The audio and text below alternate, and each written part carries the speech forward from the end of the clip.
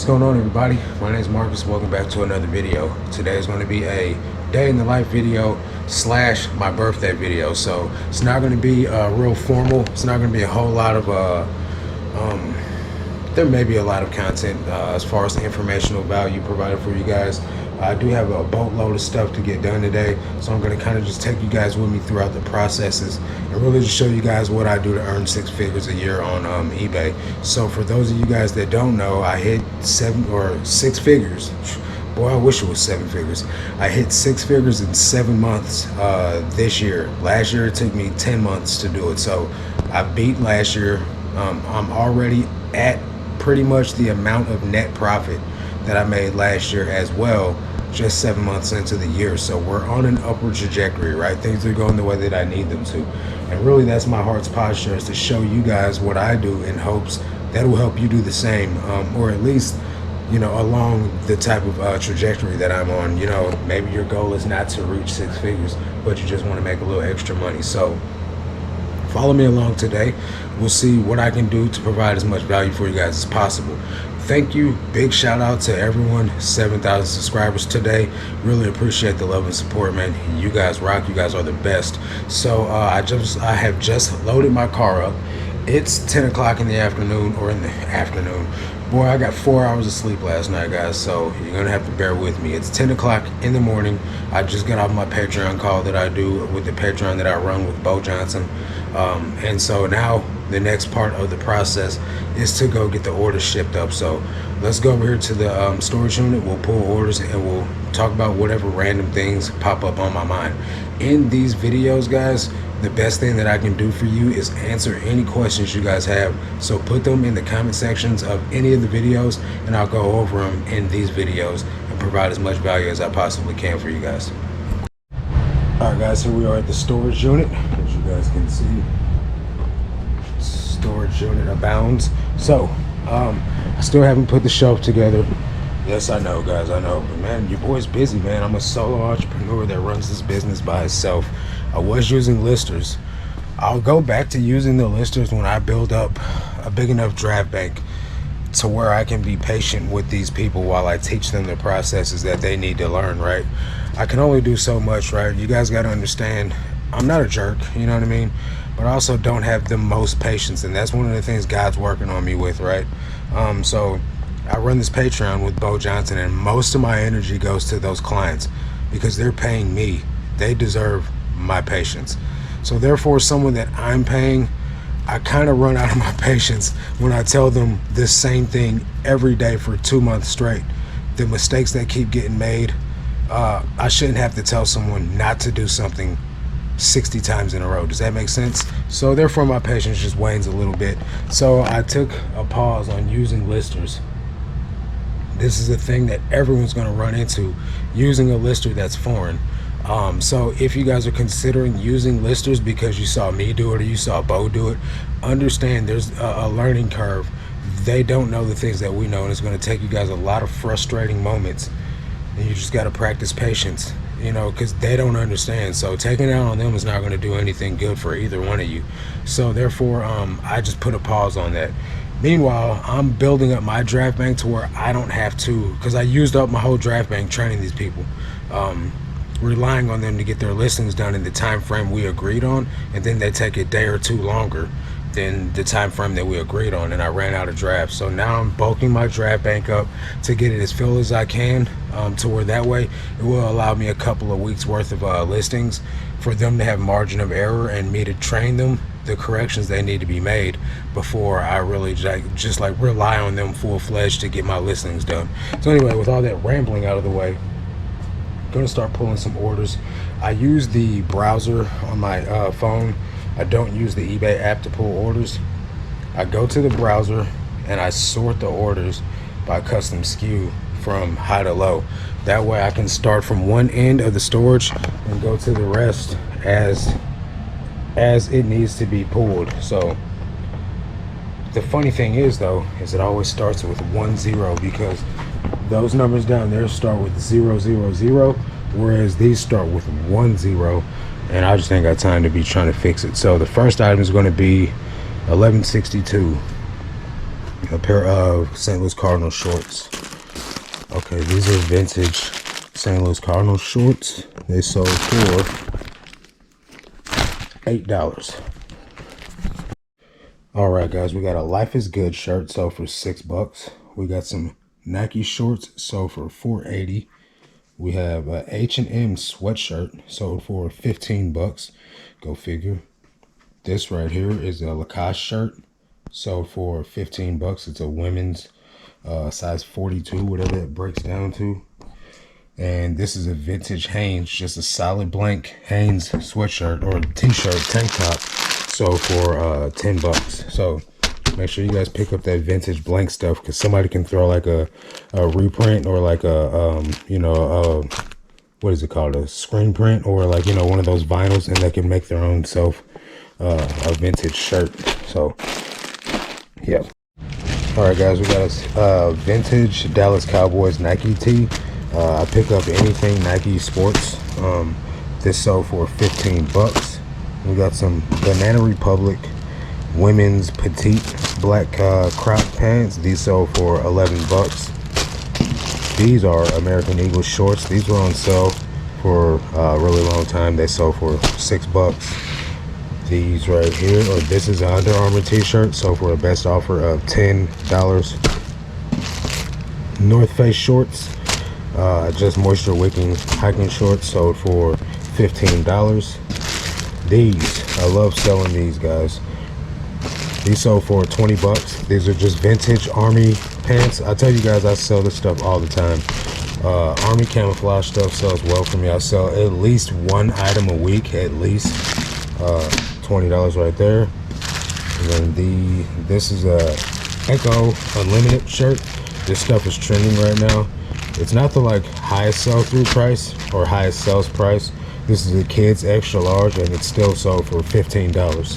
All right, guys, this is a Ring of Fire t-shirt. One of those type of shirts that has like the angel wings and the crosses on it. It sold for $9. Hollister shorts sold for $7.50. Cinch jeans usually sell for more. I had these listed for $25. I accepted an offer for $15. Cinch is a Western brand. You can find it fairly often. These are Nike shorts, sold for $7. Nike women's shorts at that. LL Bean shirt dress. This sold in like a week, $11.25. This is a Gap Fit shirt, also sold in like a week for $6. Which I'm actually surprised that it sold that fast, because one of those things that just is everywhere in abundance is Gap. While it didn't sell for the most, it did sell very quick. If you guys are out picking up items, you guys are going to want to make sure, if you do the business model that I do, you're going to want to make sure that the item's going to sell fast if it's not going to sell for that much money, because you want to recoup the money that you spent as fast as possible. So that's one of the things that I do. I pick up items that sell for all different price ranges, from $6, as you saw, all the way up to, you know, hundreds of dollars. It just depends on what I'm finding at the bins. I source everything at the bins. There's no limit to the amount of money you can make on the items at the bins. You just got to get enough of them listed. So it can be a grind at times. Obviously the best business model out there is going to be to buy stuff for, you know, $1 and turn it into $30, $40. But the more suitable option that I find a lot of people have is like $5 to $8 investment on cost of goods, and selling it for like $25 to $35 or up. Not below that though, you know what I mean? Like if you're going to do 1 to 12 plus shipping, it's a grind. That's, you know, a lot of items that I sell for $12 or $15. And while that's still profitable, you do have to do volume for that to be a viable business option for you, and that can be a grind at times. Especially like for me, I'm doing 80 a day. So, you know, don't think that you're going to jump into doing eBay selling 80 a day and it's going to be all, or listing 80 a day and it's going to be sweet. It's a lot of work, guys. I don't mean to glamorize it or glorify it in any type of way. I work my butt off, guys, and that's just all there is to it. All right, guys, so here we have a Indiana Hoosiers sweatshirt. I got this at the bins on Monday. It sold for $18. These are Old Navy linen shorts. They do have holes in them. I hope the buyer read the description. So for $8. Cool shorts. These sold, if you guys watched my last short when I went to the bins on Monday, same day that I bought this, these sold for a best offer of $21.50, and why not? These are OP shorts. These sold for $4.20. Been on sale for a very long time. Same as with this item. You can see the ink or the graphic is really faded off with this. It's a crop top Virginia Beach single stitch made in the USA shirt. Did not sell for what I thought it would. It's very stained. It's very bad condition. So for $4, it was one of those items I was picking up when I first started, just trying to test the market. Lee Sinfully Soft shorts sold for $8, and then this is OP Chino shorts sold for $5. So you guys don't have to sell what I'm selling, right? I say this all the time. I feel like it just needs to be repeated. But if you guys do want to grow your business to a 6-figure income, Bo Johnson and myself run a Patreon where we teach you guys the processes that have helped us reach over 6 figures twice now, in sequential years. So that means I'll do it next year as well if the Lord is willing. These processes work. It doesn't matter what items you sell. It doesn't matter what your sourcing strategies look like. If you find the items that people are buying, you list them the way that we list them in the quantities that you need to reach your metrics, you will reach 6 figures. There's just no way around it. eBay rewards consistency. So if you come to eBay with the mindset of, I'm just going to do the work, it will reward you for doing the work. So we run a Patreon where we teach people how to make 6 figures or whatever your monetary goal is. We teach you the processes that we have put into place to do it multiple times now. So if you guys want the cheat code, the shortcut, how to get there, I don't know the magic pill. I know consistent hard work pays off, and we will teach you guys the processes that we've done inside of our businesses that you can implement inside your business as well. The Patreon comes with an item specifics guide, bolo list, a spreadsheet for your numbers, hours and hours of coaching calls that are on replay, as well as 2 calls a day that are provided for you guys as well. If you guys are thinking of joining, there is a 7-day free trial. Come and join, check it out. If it's not for you, you don't have to pay. But if you do stay, it's $1 a day each day after that. So hope to see you guys in there. The last 3 items are this Missouri Tigers college shirt, women's shirt, sold for $6.05. This is some local brewery, Hops and Grain Brewery. I don't know what state it's from. Sold for $5. And this is an Alfred Dunner. I took a best offer of $4 on this because I don't sell Alfred Dunner anymore and I just wanted it gone. So these are all what I think it was 30 something items that I got to get packed up and going out for today's orders. So the next part of the process is to get all these items packed up, and then we'll shoot over to the post office. Okay, let me show you what I got going on. I got all the orders packed up. I got 6 boxes consolidated. Moved the broken shelf back over here next to the other shelf. Consolidated a whole row of inventory and part of another row, which is what is over here. Now I will get around to putting this shelf together at some point. It won't be today because it's my birthday and I need to get this stuff out of here too. I'm gonna do my best to get this taken care of on Saturday. Try to get the rest of this inventory pushed back. And then at some point I'll buy more of the industrial shelves, not these cheap shelves. And I gotta test this shelf out. Bo seems to think that these are great shelves. Now he doesn't exactly use this armadillo one. He uses the Members Mark one, which is the Sam's Club version of this shelf. I'll let you guys know how I feel about these shelves after I get it put together. I do want my main shelves to be these industrial shelves. If you guys haven't seen in previous videos, I've literally jumped on these shelves. They can hold a lot of weight on them, guys. So that's going to be the staple of the inventory system, is those shelves right there. But we're going to get to the post office and then I'm going to get some lunch. So stay tuned, guys. All right, everybody, welcome back to the house. I'm back here getting ready to take photos of 80 items. I'm getting ready to answer a couple of questions real fast from you guys, the viewers, before I jump into these photos. But this is what I do every day, guys. I do my shipping, I do my Patreon, I do the photos, and then once I pack all the items into the bags, I bag them in these boxes. These are the boxes from yesterday's listings. And then after I get them in the listings, or after I get them listed in those boxes, take them to the car, rinse and recycle, and repeat it all over again. So let's jump into some of these questions real quick from you guys before I get started on these photos. Okay, so here we have a question from someone asking, does the 28K include cost of goods? And so while I just reported to you guys that I net 28K, almost 29, on the $100,000 that I grossed in the last video, the $100,000 that I grossed, I reported that I took home 28K, right? That is with all the deductions. So that's with cost of goods, that's with supplies, that's with gas, food, everything, guys. Like the lowest I can get it, all the deductions that you can think of to take out of that total 100 grand is left over. What's mine is $28,000. And so while to some that might be like really trash money, it doesn't really matter to me, you know what I mean? At the end of the day, that's a decent wage for me. I've never made that kind of money. So while for some, you know, they can hate and say whatever they want to, I think that's great, you know what I mean? Like I've never made that kind of money legally, at least, for sure. So it's definitely a blessing for me. And you know, I think this is an unprecedented time that we have to be able to take some stuff that I got that people donated that they feel is unworthy, repurpose it and put it into a home where someone can deem value from it. So this is just an unprecedented time right now in our lives, guys, and we need to be taking advantage of it because this market is growing. The competition is going to grow. That means that it's going to be harder to sell items.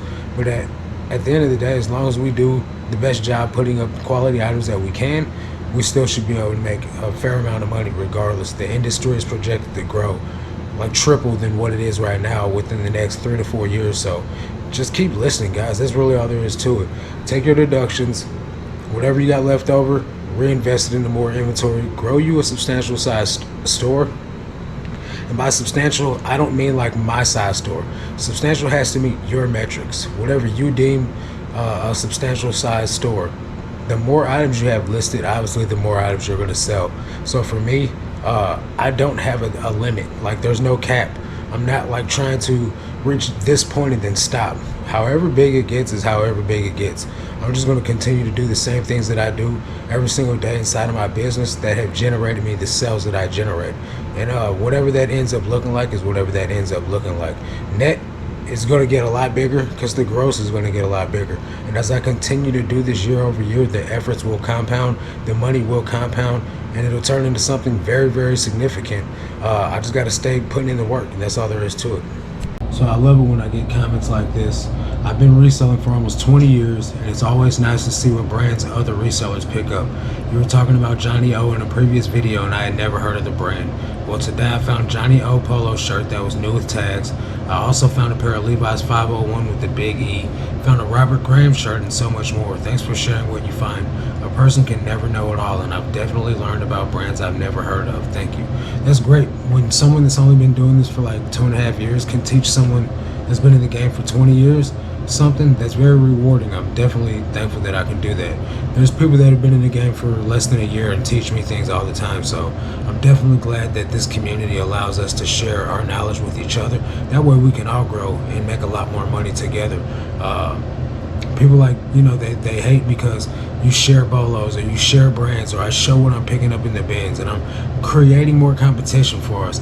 Yes, while that's true, I'm also sharing knowledge, right? Somebody shared this knowledge with me. Besides the hours and hours and hours I put in looking up tags and brands, people put me on to tons of bolos by just putting out these types of videos, and have allowed me to make 6 figures in a year on eBay. So I'm gonna share the wealth too. I'm gonna share the knowledge as well. And I think, you know, at the end of the day, if you give it away, you can keep it. And I know that doesn't make sense, but trust me, if you give away the knowledge that you gain, you'll get rewarded much more in the return for sharing what you've learned with people.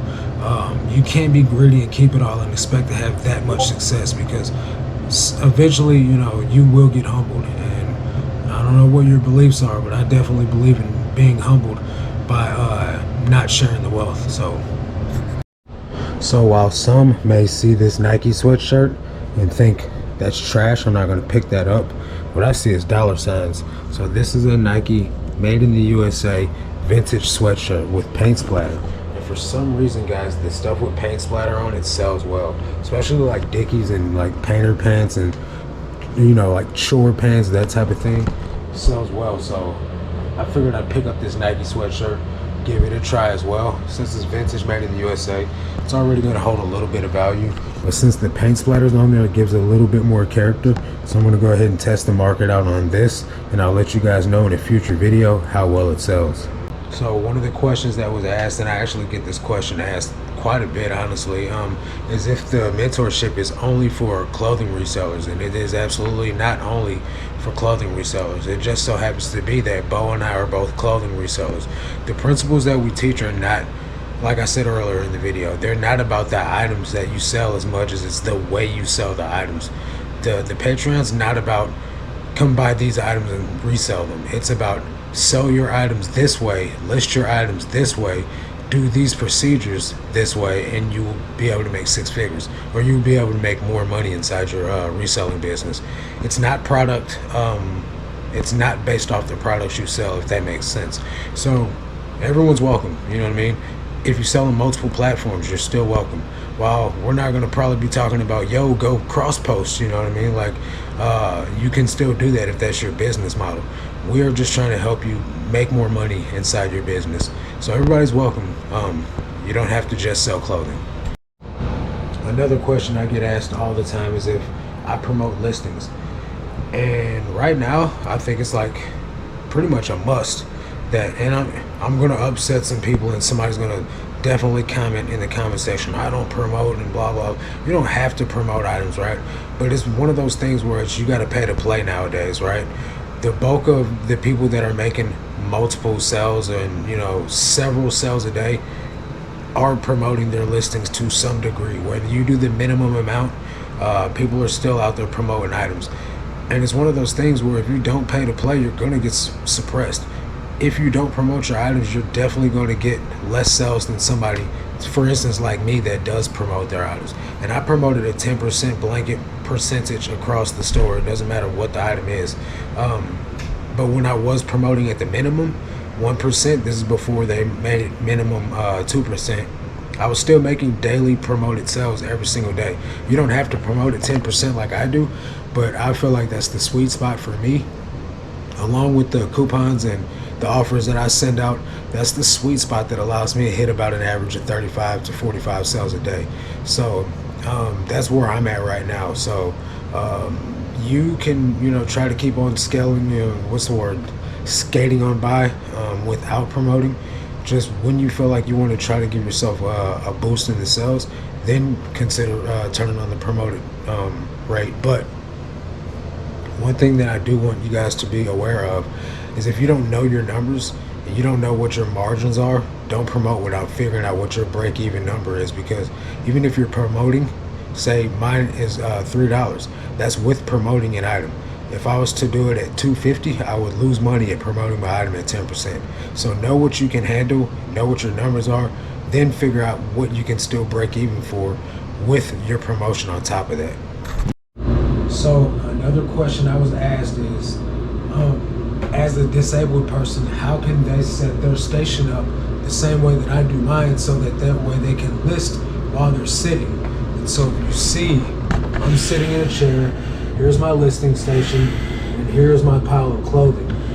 So what I'm going to do is act as if I need a wheelchair to get around.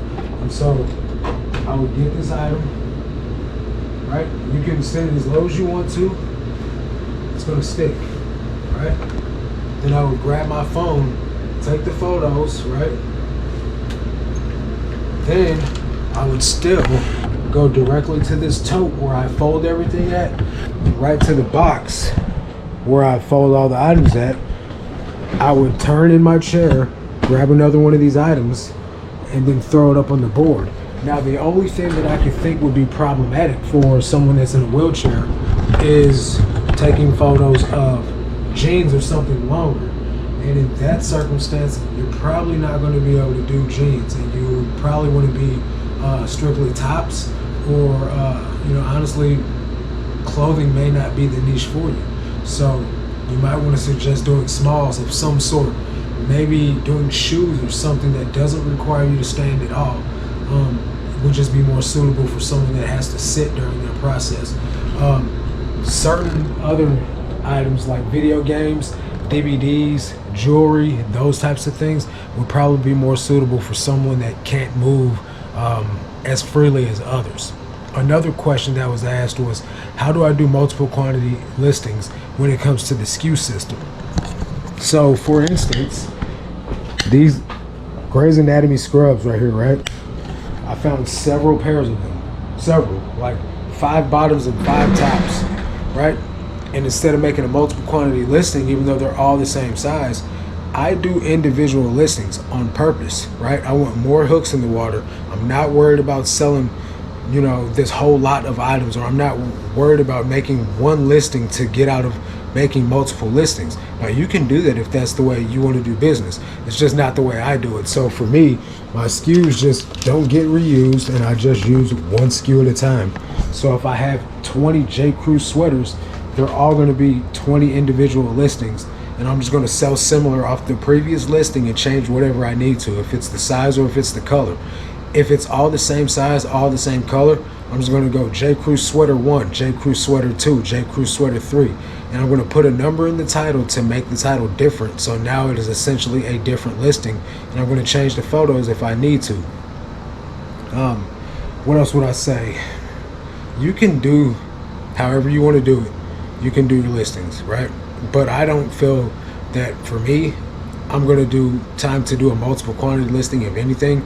Most of the time, I'm not finding more than 1 or 2, maximum 5 of something.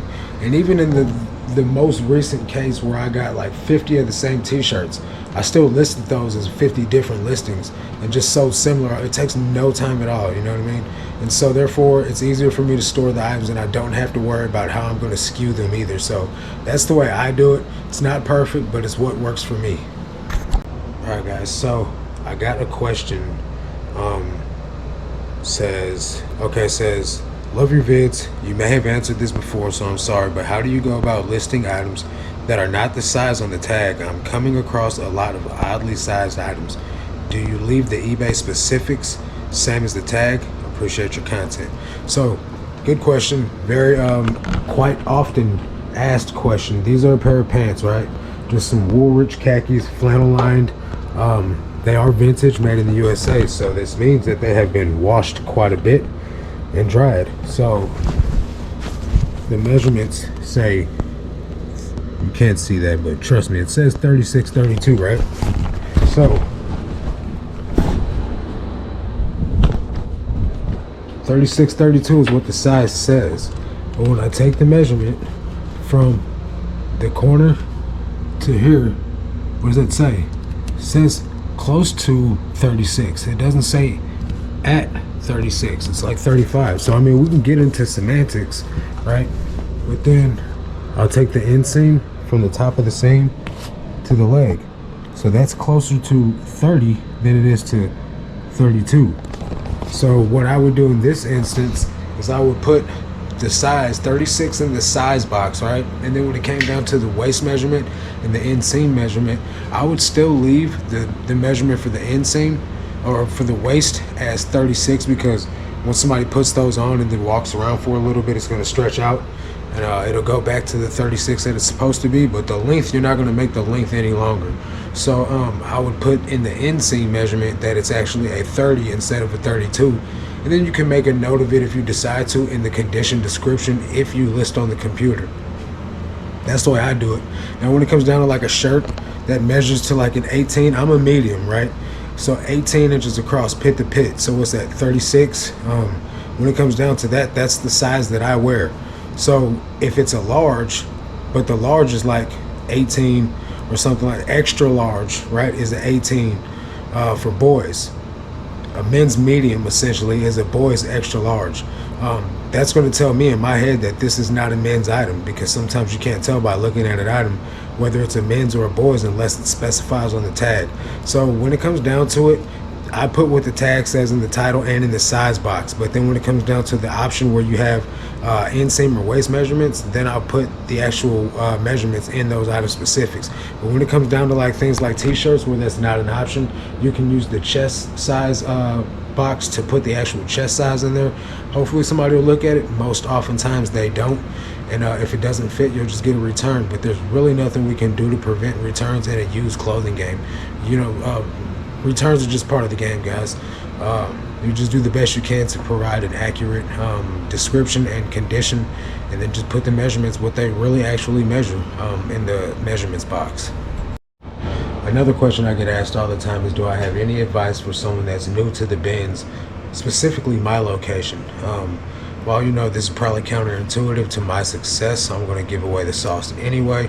So this item right here, Patagonia sweatshirt, right? This item was found in the bins.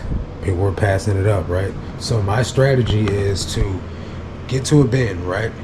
Dig all the way through to the bottom of the bin, because this item was at the bottom of a bin, neatly folded, which tells me no one had looked through this whole bin, right? And I found this about 15-20 minutes into the bins being opened. So there's one of the things you're going to want to do. You're going to want to get to the bins as soon as they open, preferably before they open, to stand outside in line. The bins that I go to, minimum 100 people line up to get in there before the bins opens, because there's no carts if you come there late. People like me, I load my cart up full. I cannot carry hundreds of items around in my hands. It's just not possible, especially still trying to dig through the bins. So show up early, dig all the way through a bin, piece by piece, as painstakingly as it is. You're going to find more items than the vintage kids that just come through, skim the top, and move items around and don't really even look for anything. So that's my advice, because that led me to finding this sweater that someone else just passed up. And I don't understand why people just aren't more thorough. More power to me, lets me find more items. So that's going to be some advice for you guys. Going to any bins location, it's always the same. But just be more thorough with your search, and I promise you, you'll find really good items. Alright guys, two things. One, I ran out of bags. My 10x13s have not even shipped yet, and I ordered them days ago. So I ran out of 10x13 bags. So my girlfriend has a Sam's Club account, and she just is a sweetheart. She ordered me some bags. She ordered them, I paid for them. She ordered them on her Sam's Club account membership, since I don't have a Sam's Club membership.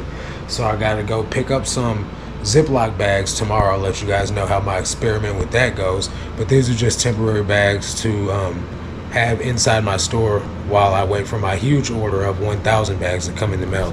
So 16 items need to be taken still. I've been taking the items and laying them out flat lay to decrease the wrinkles, which kind of stinks, because that means I'm going to have to go back in the listing, bag them, tag them, go back into the listing, and then put the SKU in them later on down the line. So that's going to be a whole mess with inside itself.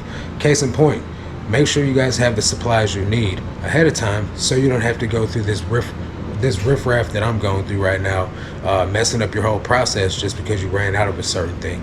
Even at larger levels, you know, and I'm not a large seller by any means, but even at a larger scale of what you may be doing, these types of occurrences still come around. So make sure you guys are just prepared. Take it from me, I remember back in, I don't know, like a year ago, I ran out of some labels, thermal labels, 4x6, and I had to go buy Dymo labels. It was like $50 for like 100 labels. That's ridiculous. So ever since then, I've been buying like labels by the 2000s, and I haven't ran out of labels since.